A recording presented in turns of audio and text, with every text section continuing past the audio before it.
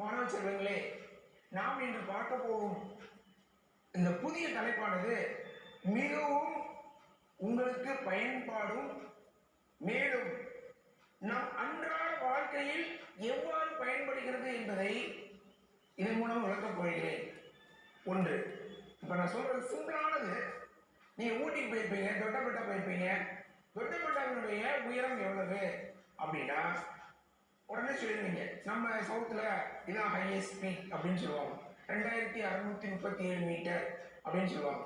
இதெல்லாம் எப்படி அளக்குறாங்க அப்படின்னா, நீங்க இப்ப பார்க்கக்கூடிய இந்த தலைப்பு மூலமாக தான் நம்ம பார்க்க போறோம். முக்கோணவியல். இந்த முக்கோணவியல் என்ற இந்த தலைப்பின் அடிப்படையாக கொண்டுதான் இந்த எல்லா விதமான உயரமான மலை மற்றும் மருத்துவத்துறையிலும் நாம் அன்றாட பயன்படுத்தும் மொபைல் போன், காரில் பயன்படுத்தும் ஜிபிஎஸ் கருவிகளிலும் பயன்படுத்தப்படுகிறது. என்ன பயன்படுத்தப்படுகிறதுனா, ஒன்றில் ஒரு கணக்கீட்டு முறை, ஒரு அளவியல், ஒரு இடத்திலிருந்து இன்னொரு இடத்துக்குள்ள தொலைவுகளை கணக்கிடுவதற்கு மிகவும் பயன்பாடு உள்ளது இந்த முக்கோணவியல். இந்த முக்கோணவியல் நம் அன்றாட வாழ்வில் எவ்வாறு பயன்படுகிறது என்பதை நாம் இப்பொழுது வேறொரு தருணங்களில் பார்க்கலாம். எம்ஆர்ஐ ஸ்கேன், சிடி ஸ்கேன் சொல்லி பார்த்து கேட்டுக்கிறேன். மருத்துவத்துறையில் உடலில் உள்ள கட்டிகளை கண்டறிவதற்கு இது மிகவும் பயனுள்ளதாக இருக்கிறது. சரி, நம்ம இது முக்கோணவியல் எப்படி பயணித்ததுன்னு பார்க்கலாம். நாம் சற்று முன்னோக்கி செல்வோம். அதாவது முக்கோணவியலை வரலாற்றுகளை நாம் கொஞ்சம் திரும்பி பார்த்தோம்னா ரொம்ப இன்ட்ரெஸ்டிங்கா இருக்கும். அதாவது ஆரிஸ்டாரஸ் என்ற கிரேக்க கணிதவியலாளர், இவர் வானவியலாகவும் இருந்தார். ஆக இவருடைய காலத்தில் சூரியன் சந்திரன் தொலைவுகளை அளப்பதற்கு இந்த முக்கோணவியலை முதலாக பயன்படுத்திய கணிதவியலாளர் இவர்தான். இவர் முதல் ஆரம்பித்த இந்த முக்கோணவியலானது கடைசியாக ஃபோரியர் வரை, ஜோசப் ஃபோரியர் வரை, இன்று வரை இதனுடைய பரிணாமம் மிகவும் பயனுள்ளதாக இருக்கிறது. இந்த ஆரிஸ்டாட்டிஸ் அடுத்த கிரேக்க கணிதவியலாளர் எரோஸ்தெனிஸ். இவர் பூமியின் சுற்றளவை அளக்க ஸ்டாடியா என்ற அளவீட்டு முறையை பயன்படுத்தினார். அடுத்தது ஹிப்போக்கஸ்.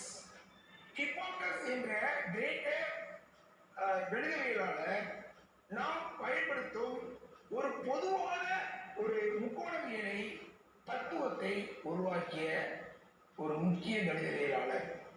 மேலும் இவருடைய அடிப்படை கோட்பாடுகளை வைத்துக் கொண்டு அலெக்சாந்திரியா டாலமி என்ற கணிதவியலாளர் இந்த வானவியல் தேற்றம் மற்றும் வளர்ச்சி என்ற மிகப்பெரிய ஒரு புத்தகத்தை எழுதி தேற்றங்களை ஒரு சரியானபடியாக கொண்டு சேர்த்தார்.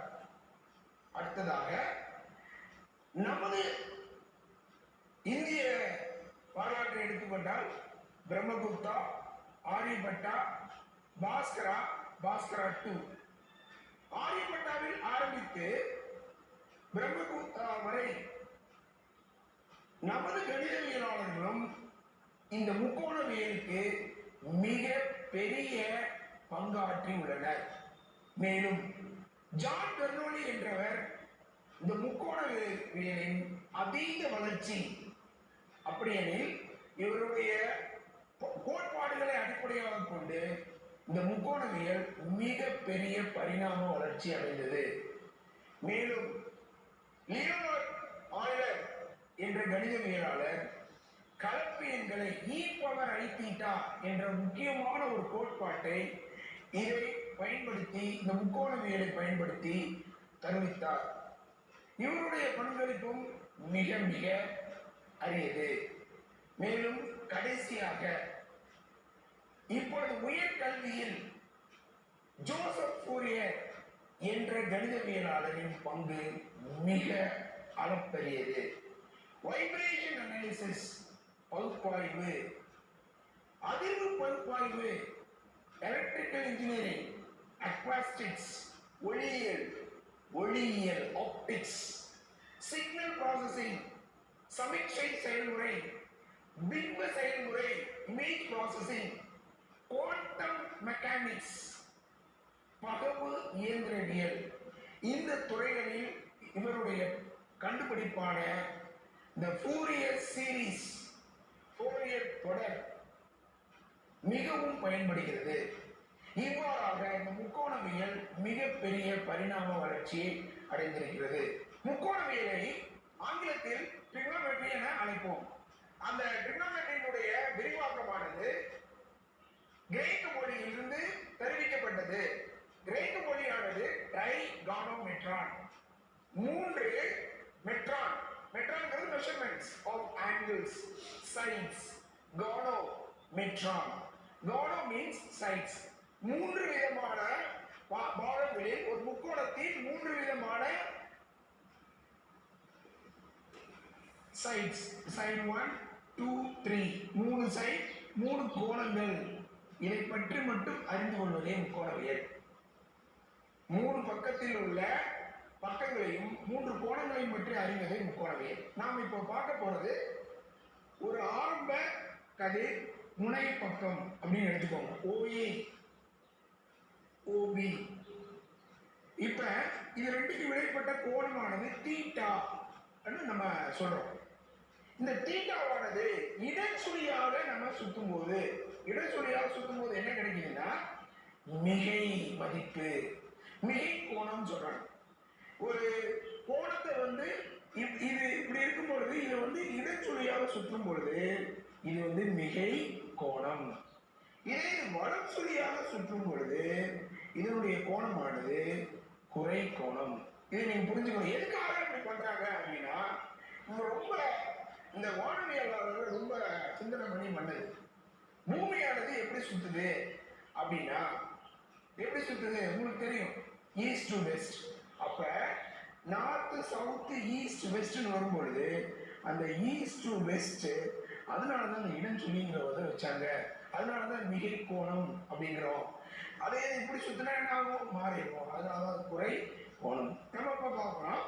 இப்போ இந்த முக்கோணவியலின் அடிப்படை அளவீட்டு அமைப்பு முறைகளை பத்தி நம்ம பார்க்க போறோம். ஒண்ணு செக்ஸாடெசிமல் சிஸ்டம், சென்டெசிமல் சிஸ்டம், சர்க்குலர் சிஸ்டம். என்னங்க சார் அப்படின்னா, இந்த செங்கோண முக்கோணத்தில் இந்த ஒவ்வொரு பாகையானது 60 சம பாகங்களாக பிரிக்கப்பட்டு அவை ஒவ்வொன்றும் கலைகள் என அழைக்கிறோம். அந்த ஒரு பாகையானது 60 கலை, அதாவது 1 பாகை ஈக்குவல் டு 60 கலை. ஒரு கலை சமம் 60 விகலைகள். ஆங்கிலத்தில் ரொம்ப ஈஸியா சொல்லலாம். 1 degree equal to 60 minutes, 1 minute equal to 60 seconds. இதுதான் சொல்லுவோம். இது என்னது, செக்ஸாடெசிமல் சிஸ்டம். சென்டெசிமல் சிஸ்டம் அதே செங்கோண முக்கோணத்தை 100 சமபாகங்களாக பிரித்து அதற்கு அளவீட்டை என்ன பிரிப்பாங்கன்னா தரம்னு சொல்லுவாங்க. இதற்கு அளவீடு என்ன, பாகை அல்லது டிகிரி. சென்டெசிமல் சிஸ்டத்துல அதனுடைய அளவீடு என்னன்னா தரம் அல்லது கிரேட். ஆங்கிலத்துல கிரேட், தமிழ்ல தரம். அதை எப்படி சொல்லுவாங்க அப்படின்னு பார்த்தா, ஒரு கிரேட் இதுவும் அதே மாதிரிதான். எப்படி இருக்கிறாங்கன்னா, இது ஒவ்வொன்றும் என்ன மாதிரி பண்றாங்க அப்படின்னு பார்க்கும்பொழுது 100 100ஆக பிரிக்கிறாங்க. 100 கலைகள், ஒரு கலை ஈக்குவல் டு 100 விகலைகள் சொல்றாங்க. இது சென்டெசிமல் சிஸ்டம். அடுத்தது வட்ட முறை அமைப்பு என்பது ஒரு வட்டத்தின் ஆரமும் வட்டத்தின் நீளத்தையும் அடிப்படையாக கொண்டு அளவிடப்படுகிறது. இப்பொழுது இது எப்படி பண்றாங்கன்னா 2π RN ஈக்குவல் டு 360 டிகிரி. அப்ப பை ரேடியன் அல்லது pi RN equal to 180 degree. இவ்வாறாக கணக்கிடுறாங்க. இதுதான் வட்ட முறை அமைப்பு. அடுத்ததாக நாம் என்ன செய்ய போறோம்னா, இந்த முக்கோணத்துக்கு ஒரு அடிப்படை கூறுகளை உருவாக்குறாங்க. ஒரு ஒத்த கோணங்கள் என்ன? இரண்டு அடுத்தடுத்துள்ள பக்கங்கள் கோணங்கள் சமமாக இருந்தால் ஒத்த கோணங்கள் எப்படி இருக்கும் அப்படின்னா, இங்க பாருங்க, இது ரெண்டும் சமம். ஒத்த கோணங்கள் அதாவது இரண்டு கோணங்களும் இந்த மாதிரி இருக்கும் பொழுது சமமான கோணங்களாக அமைகிறது. மேலும் ரெண்டு இப்ப இன்னொன்று எடுத்துக்கலாம். இப்படி இருக்குன்னு வச்சுக்கோங்க. இப்ப ஒரு செங்கோணத்துல இரண்டு கோணங்களின் கூடுதல், இது ஒரு கோணம், இது ஒரு கோணம். இது ரெண்டு கோணங்களின் கூடுதல் நிரப்பி கோணங்கள் அப்படிங்கிறாங்க. இன்னொன்று என்ன பண்றாங்க, ஒரு 180 டிகிரி எடுத்துக்கோங்க. 180 டிகிரியை ரெண்டா பிரிச்சும் போது இது ஒரு கோணம், இது ஒரு கோணம் அப்படின்னு பேரு மெய் நிரப்பி கோணங்கள் அப்படின்னு ஒரு அளவீடு வந்து ஒரு டிஃபைன் பண்ணிடுறாங்க. இப்படிதான் வரையறை அப்படின்னு சொல்லி. ஆனா இந்த வரையறைக்கு உட்பட்டு அனைத்து கணக்குகளுமே நிரம்பி இருக்கின்றன. ஆக நீங்கள் இதை தெரிஞ்சுக்கிட்டீங்கன்னா தான் கணக்கு போகும்போது எளிமையாக இருக்கும். அடுத்தது வந்து நம்ம என்ன செய்ய போறோம்னா, இப்ப கோணங்கள் வந்து முதல்ல பார்த்தது என்னது, நம்ம பார்த்தது வந்து ஒத்த கோணங்கள், நிரப்பி கோணங்கள், மெய் நிரப்பி கோணங்கள். அடுத்து என்னது, இணையிய கோணங்கள். இணையிய கோணங்கள் என்ன அப்படின்னா, ஒரு வட்டத்துல ஒரு வட்டம் இருக்கு.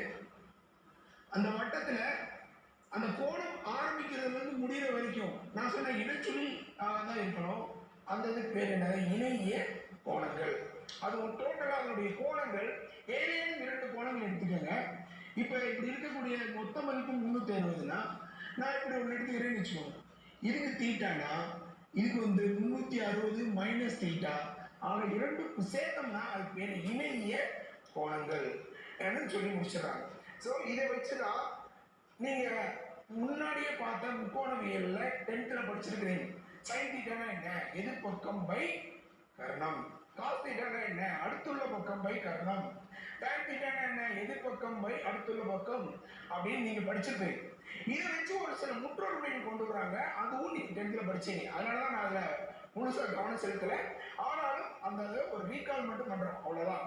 அதனுடைய முற்றொருமைகள் என்னென்ன, sin square theta plus cos square theta equal to 1, 1 plus tan square theta equal to secant square theta, 1 plus cot square theta equal to cosecant square theta.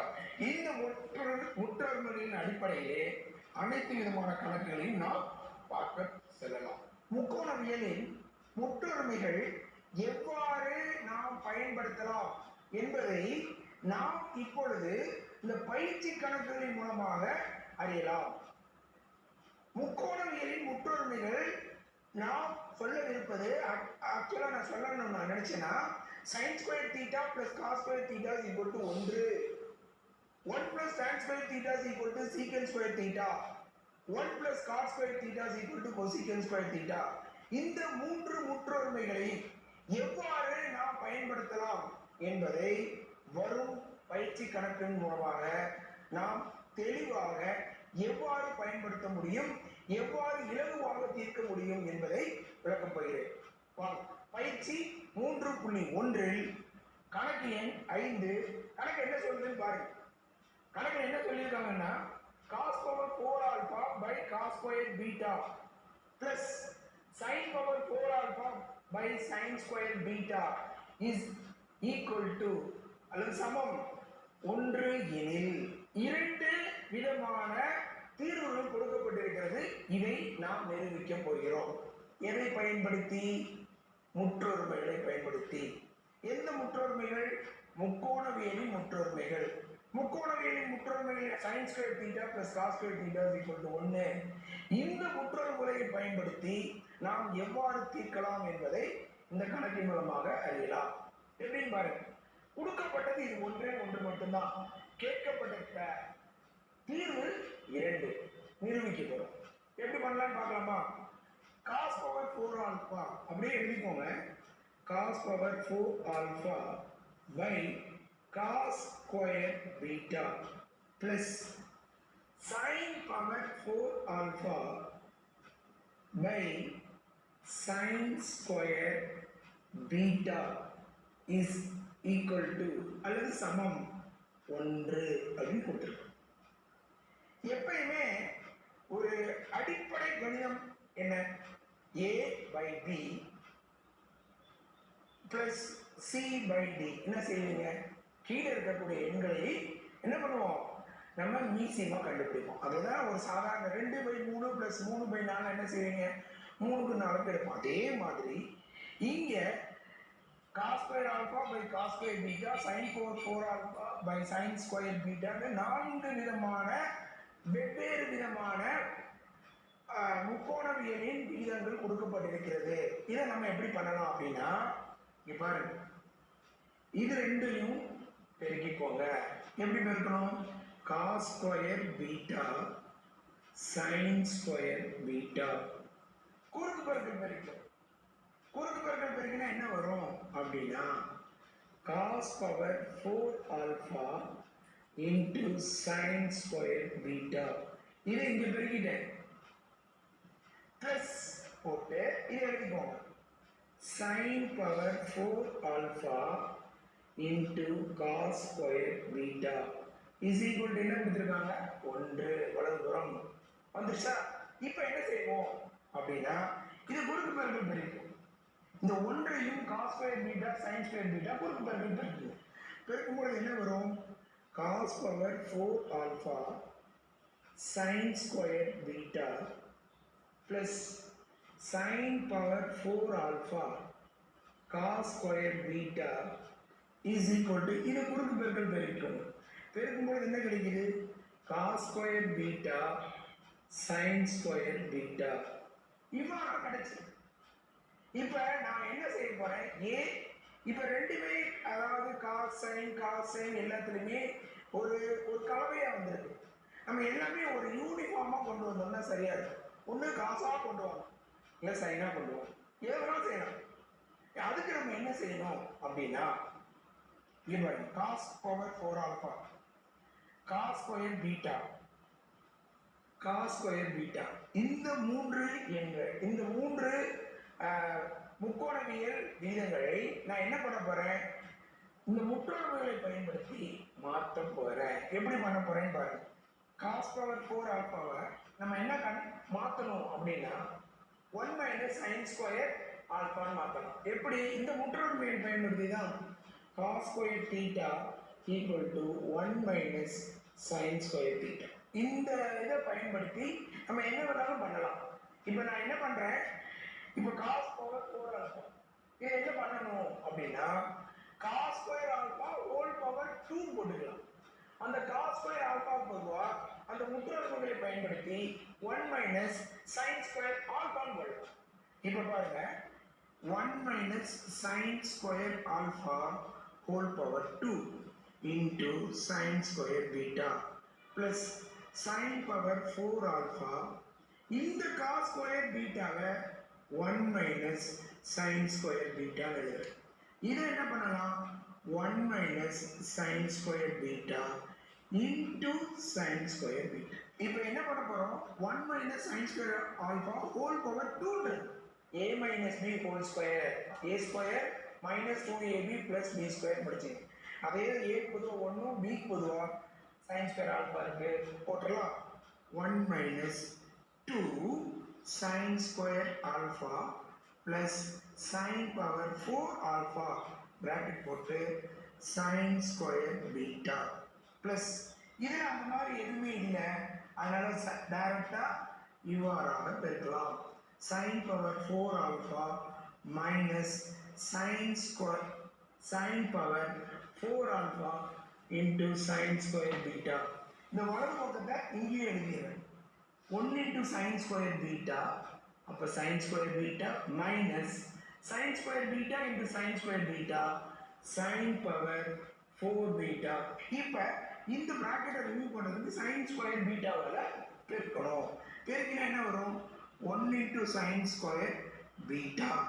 இந்த sin square alphaவும் sin square betaவும் பெருக்கினா 2 into sin square alpha sin square beta plus இதை பெருக்கணும் sin power 4 alpha sin square beta. நல்லா கவனிச்சு எழுதணும். plus sin power 4 alpha minus, நல்லா கவனிச்சு எழுதுங்க, sin power 4 alpha into sin square beta equal to என்ன இருக்குன்னு பாருங்க sin square beta minus sin power 4 beta. இங்க பாருங்க இதுல இருக்கக்கூடிய பொதுவான உறுப்புகள் என்னென்ன இருக்குன்னு பாருங்க. பொதுவான உறுப்புகள்னா sin square beta வலதுபுறம் sin square beta. ஆன்சர் பண்ணுங்க. முடிஞ்சது. அடுத்த இரண்டாவது உறுப்பு என்ன இருக்கு? -2 sin square alpha sin square beta. எங்கேயுமே இல்ல, விட்டுருங்க. அடுத்து பாருங்க மூன்றாவது உறுப்பு sin power 4 alpha sin square beta. இங்க நான்காவது உறுப்பு sin power 4 alpha, ஐந்தாவது உறுப்பு -sin power 4 alpha sin square beta. ஆக இந்த இரண்டு உறுப்பும் பொதுவான உறுப்புகள். எடுத்துடலாம். எடுத்தது போக மீதம் என்ன இருக்குது அதை மட்டும் எடுத்தது. என்ன இருக்குது பாருங்க. இடதுபுறத்தில் என்ன இருக்கு? -2 sin square alpha sin square beta sin power 4 alpha இருக்கா? ஓகே. அடுத்த டேர்ம் இங்க என்ன இருக்குன்னு பாருங்க. இது போயிடுச்சு. இந்த sin power 4 beta மட்டும் இருக்கு. இதை இடதுபுறம் கொண்டு வந்துருக்கு. இடதுபுறம் கொண்டு வந்தா என்ன வரும் அப்படின்னா இங்க பாருங்க sin power 4 alpha இருக்கு. sin power 4 beta வலதுபுறத்துல மைனஸ் ஆயிருக்கு. இடதுபுறம் வரும்போது பிளஸ் ஆயிடும். அவ்வாறு எழுதும் பொழுது sin power இது எழுதுறேன் முதல்ல. இங்க பாருங்க sin power 4 alpha இதை எழுதுறேன் பிளஸ் sin power 4 beta. இந்த டேர்ம் மட்டும் தான் விட்டு போயிருக்கு. -2 sin square alpha sin square beta equal to அல்லது சமம் 0 அப்படின்னு இருக்கு. இங்க நல்லா கவனிங்க. sin power 4 alpha plus sin power 4 beta -2 sin square alpha sin square beta equal to 0. இது எதனுடைய விரிவாக்கம் அப்படின்னா a minus b the whole square என்ன formula? a square plus b square minus 2ab னுடைய விரிவாக்கம் மாதிரி இருக்கு. இதுல a பொதுவா என்ன இருக்கு? sin square alpha, b பொதுவா என்ன இருக்கு? sin square beta. இதை எப்படி எழுதலாம் அப்படின்னா நல்லா கவனிங்க.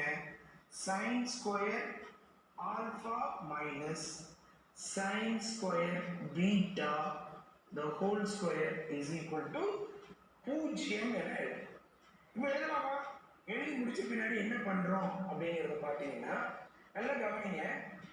sin square alpha minus sin square beta whole square is equal to 0னா இதை திரும்பி நம்ம எழுதும் பொழுது இவ்வாறாக எழுதலாம்.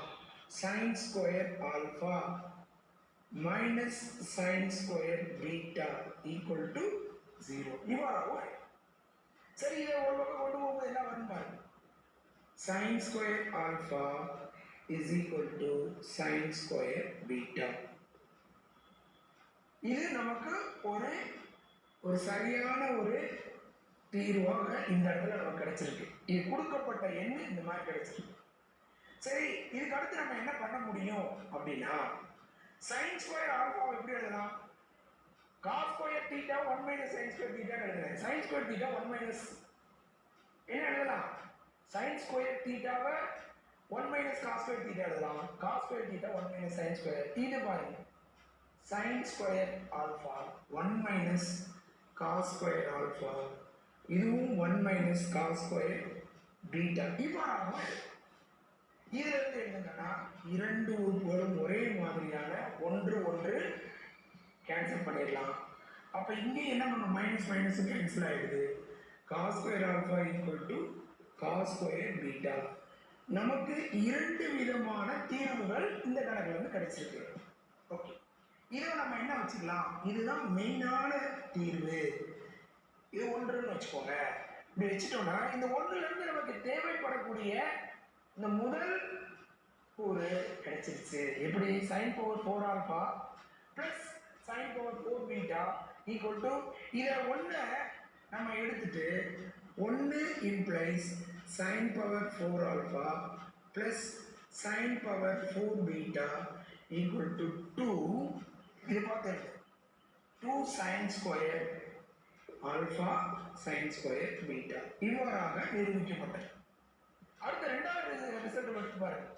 ரெண்டாவது ரிசல்ட் என்னன்னு பாருங்க. cos power 4 beta by cos square alpha, sin power 4 beta by sin square alpha. ரெண்டாவது ரிசல்ட் நம்ம வந்து பண்ணுறதுக்கு தீர்வுக்கு ரொம்ப மிக மிக எளிமையான தீர்வு. cos power 4 beta by cos square alpha plus sin power 4 beta by sin square alpha.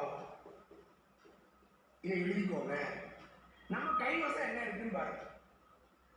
cos square ஆல்பானா cos ஸ்கொயர் பீட்டான்னு எழுதிக்கலாம், sin ஸ்கொயர் ஆல்பானா sin ஸ்கொயர் பீட்டான்னு எழுதிக்கலாம். இங்க என்ன இருக்குன்னு பாருங்க. எதை வேணாலும் மாத்திக்கோங்க, உங்களுடைய வசதிக்கு தகுந்த மாதிரி மாத்தி. cos ஸ்கொயர் ஆல்பா என்ன மாத்தலாம், cos ஸ்கொயர் பீட்டா மாத்தலாம். அதை என்ன பண்ண போறேன், cos பவர் 4 பீட்டா பை இதை தான் நான் மாத்துறேன். எப்படி மாத்த போறேன், cos ஸ்கொயர் பீட்டா பிளஸ் இங்கே என்ன இருக்கு பாருங்க, sin ஸ்கொயர் ஆல்பா போது என்ன இருக்கு, sin ஸ்கொயர் பீட்டா இருக்கு.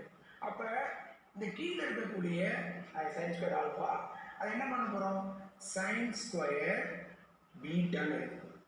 இப்போ இந்த sin ஸ்கொயர் ஆல்பா போது sin ஸ்கொயர் பீட்டா எழுதிட்டேன். அங்க என்ன பண்றோம், sin பவர் 4 பீட்டா. உங்களுக்கு தெரியும் a power 4 by a square என்ன கிடைக்கும், a ஸ்கொயர். அதே தான் cos and sin இருக்கு. அப்ப cos பவர் 4 ஆல்பாவோ பீட்டாவோ, இப்ப cos power 4 beta cos square beta என்ன வரும், cos ஸ்கொயர் பீட்டா. அடிச்சோம்னா இது வந்து அடிச்சிட்டோம்னா என்ன வரும், 2 வந்துரும். அப்ப இந்த இடத்துல என்னது, cos ஸ்கொயர் பீட்டா பிளஸ் இதுலயே அடிக்கணும். இந்த sin ஸ்கொயர் பீட்டாவும் sin பவர் 4 பீட்டா அடிச்சீங்கன்னா என்ன கிடைக்கும், 2 கிடைக்கும். அப்ப இந்த இடத்துல என்ன வரும், sin ஸ்கொயர் பீட்டா. இப்பதான் சொன்னேன், a power 4 by a square என்ன வரும், a square. b power 4 by b square என்ன வரும், b ஸ்கொயர். அதே மாதிரி தான் இந்த இடத்துல cos square beta plus sin square beta. உங்களுக்கு தெரிஞ்ச முற்றொருமைகள் தான். sin square beta plus cos square beta 1. இவ்வாறாக இந்த இரண்டாவதும் நிரூபிக்கப்பட்டது. இவ்வாறாக 1,2 நிரூபிக்கப்பட்டது.